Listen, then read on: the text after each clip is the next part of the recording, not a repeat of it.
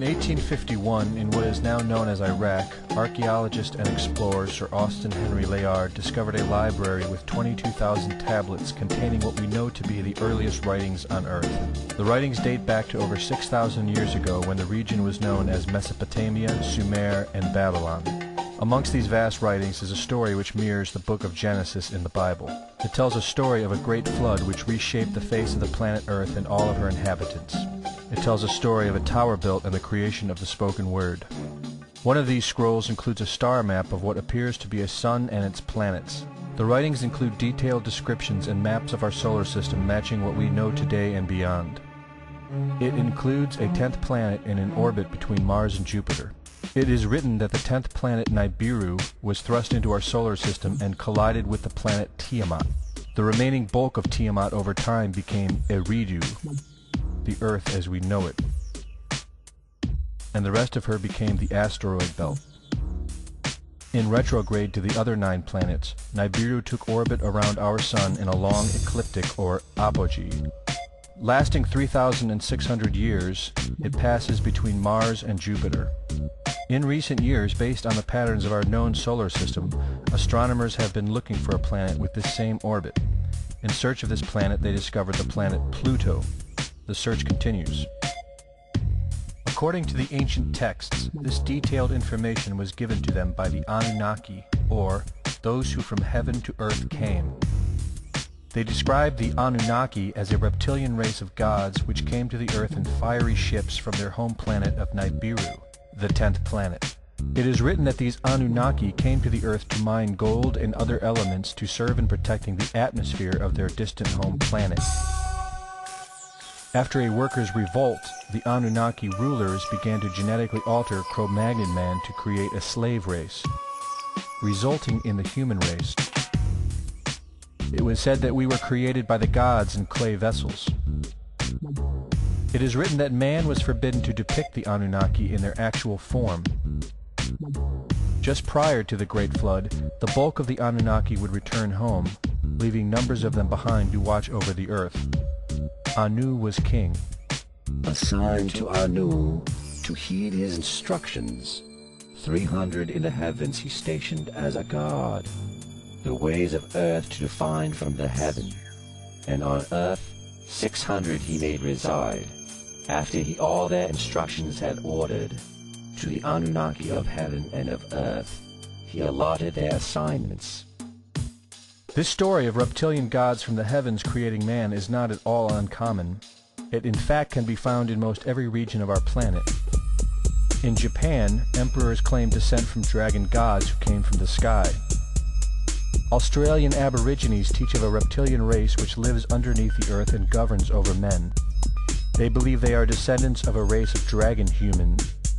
China teaches the serpent queen Nukua interbred with man. India calls these reptilian gods Nagas and claim they seeded their royal families.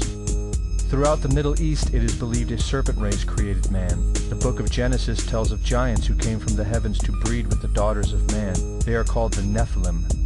In Africa they call them Chitauri, children of the serpent. The royal kings of Africa claim descent from serpent gods who came from the sky. In South America, the Mayans teach that their ancestors were the people of the serpent. The Aztecs were said to be created by a serpent woman. In America, the Hopi Indians believe sky gods came to earth to breed with their women and refer to them as their snake brothers. The word Sioux means snakes, and Iroquois means serpents. It seems the only places you will not find this historical story is where the history has been methodically destroyed. The descendants of King Anu in Sumeria and Babylon can be traced throughout time. The pharaohs of Egypt were from the bloodlines of the Babylonian kings. The rulers of the Roman Empire can be traced to Egyptian hierarchy. All throughout Europe, the royal families can be traced back to the great Roman emperors. 34 of the presidents of the United States are directly descended from European royalty, with the remaining 8 who are only closely related to these same bloodlines. In 1934, President Franklin Roosevelt placed the Great Seal, originally created in 1782 by the Freemasons, on the dollar bill. Represented in the Great Seal is a pyramid and the all-seeing eye, known to be used by the elusive society, the Illuminati. Strung together in conspiratorial confusion are secret societies such as the Illuminati, the Freemasons, and the Bohemian Club. In 1917, National Geographic did a story on a place in Montreal, California called Bohemian Grove. The story reports a place where the world's elite, members of the Bohemian Club, retreat to in late July and conduct an ancient occult ceremony called the Cremation of Care. Every year in July, the world's leaders, media moguls, and members of the World Bank spend 2 weeks of what is known as a men-only retreat at the Grove. In the year 2000, BBC television show World of Wonder infiltrated Bohemian Grove with hidden cameras and aired the video on the BBC. The video shows the large mass of men donning red and black robes and once again conducting the Cremation of Care ceremony. The altar is at the base of a 200-foot owl, the Babylonian symbol of the god Moloch, the god of human sacrifice. In the video, a body is delivered upriver to the altar where it is set on fire. Upon being aired, members of the Bohemian Club reported that the ceremony is a put-on, merely done for entertainment and fun. This history tells a story of our world leaders having a deep involvement in satanic tradition, worshipping our reptilian overlords, the serpent gods. It poses the possibility that we may be and have always been enslaved by our leaders, no different than sheep or cattle. There is an endless amount of information out there which supports this, but don't take my word for it.